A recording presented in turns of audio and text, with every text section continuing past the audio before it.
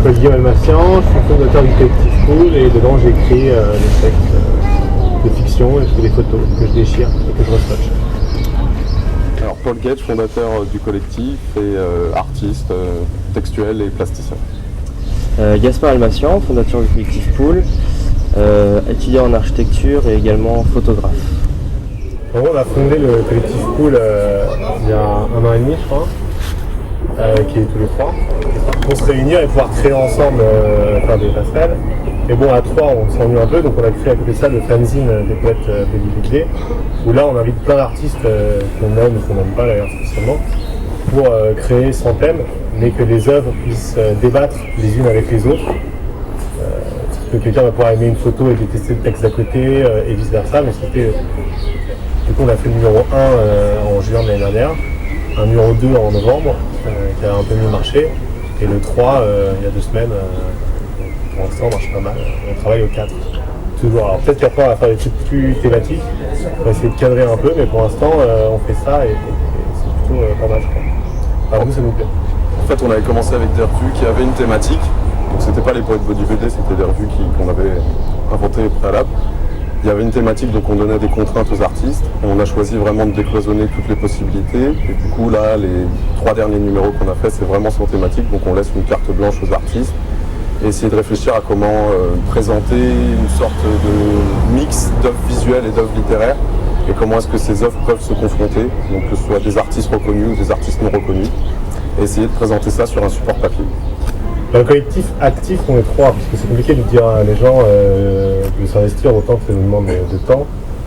Même si on doit avoir une dizaine d'artistes qui sont réguliers dans la revue, on a des numéro à artistes réguliers. Après, ils ont des carrières à eux, ils ont des engagements à côté. Le but, nous, c'est de proposer une vitrine à des artistes qui ont forcément un cheminement personnel, donc pas les enfermer dans un collectif ni dans une revue, mais quand même qui fassent un petit bout de chemin, qui publient dans 1 ou 2 numéros, 3 numéros.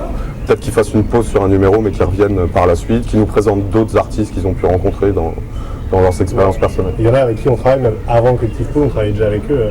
Dans les revues précédentes, on avait édité des œuvres d'Anna Gavalda, Philippe Besson, Mystique, donc on avait des personnes qui avaient déjà une renommée.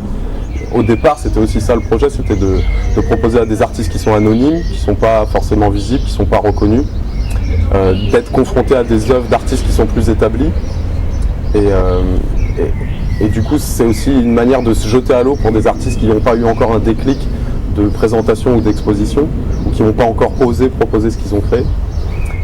Et du coup, cette mixité d'âge, cette mixité de pratiques et cette mixité de renommée, ça nous permettait aussi de dire que tout le monde avait sa place, même si c'était une pratique amateur, même si c'était une pratique marginale, que si quelqu'un s'implique dans une production artistique, qu'il avait aussi sa place et qu'il pouvait être regardé, qu'il pouvait être lu. Alors après, on tire pas à 1 million d'exemplaires, mais une bonne finalité serait de tirer à 1 million d'exemplaires et qu'il soit vendu à 1 million d'exemplaires et qu'avec l'argent amassé, on puisse en tirer à 100 millions d'exemplaires, quoi.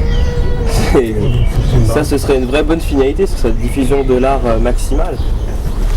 Et ça fait aussi partie de l'expérimentation de faire un projet où on n'est pas sûr que ça nous sert, on n'est pas sûr comment est-ce que ça va nous servir, mais on est sûr de continuer parce qu'on y croit d'une manière un petit peu...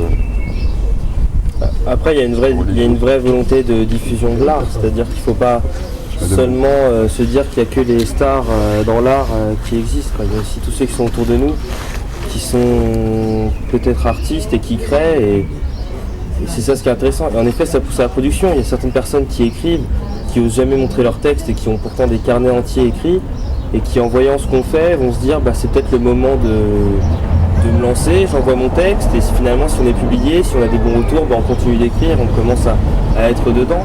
On se force vraiment à publier des choses qui sont très différentes les unes des autres, et à réfléchir à obtenir une homogénéité, une cohérence, même si elle n'est pas toujours là, et que des fois c'est pas forcément cohérent, on va avoir des confrontations qui ne marchent pas, mais confronter l'image au texte, c'est aussi une possibilité d'avoir des échos différents, des choses à lire, des choses à voir, et c'est aussi ce qui a pas mal motivé nos parcours depuis plusieurs années.